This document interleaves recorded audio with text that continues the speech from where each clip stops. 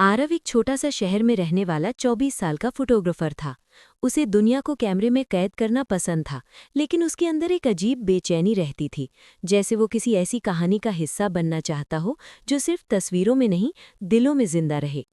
एक रात लगातार काम करने के बाद वो गहरी नींद में चला गया और तभी उसका सपना शुरू हुआ। सपने में वो खुद को एक पहाड़ी इलाके में पाता है। चारों तरफ सन्नाटा, दूर बर्फ से ढकी चोटियां और हवा में तनाव। उसे कुछ सैनिक दिखाई देते हैं। उनके चेहरे पर डर नहीं, जिम्मेदारी थी। वे किसी मिशन पर जाने की तैयारी कर रहे थे, एक ऐसा मिशन जो युद्ध नहीं बल्कि एक बड़े खतरे को रोकने के लिए था। आरव को समझ नहीं आता कि वो वहां कैसे पहुंचा।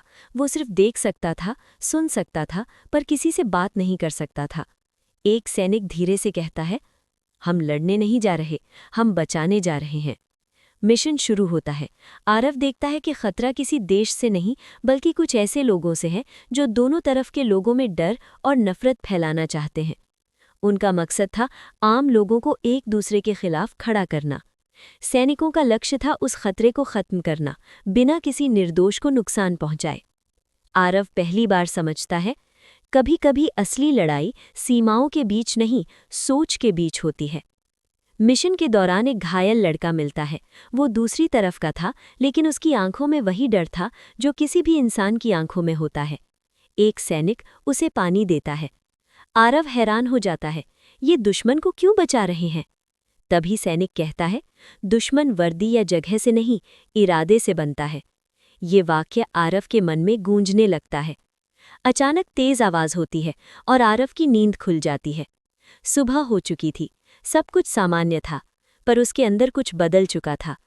उसे एहसास हुआ कि उसका सपना किसी युद्ध की कहानी नहीं था, बल्कि इंसानियत की कहानी थी। आरव अपने कैमरे के साथ निकलता है।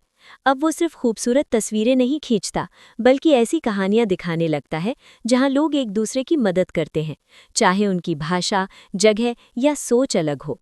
धीरे धीरे उसकी तस्वीरें लोगों तक पहुंचती हैं। लोग समझने लगते हैं कि डर और नफरत से ज्यादा ताकत समझ और इंसानियत में है। सीमाएं जमीन को बांट सकती हैं, लेकिन इंसानियत को नहीं।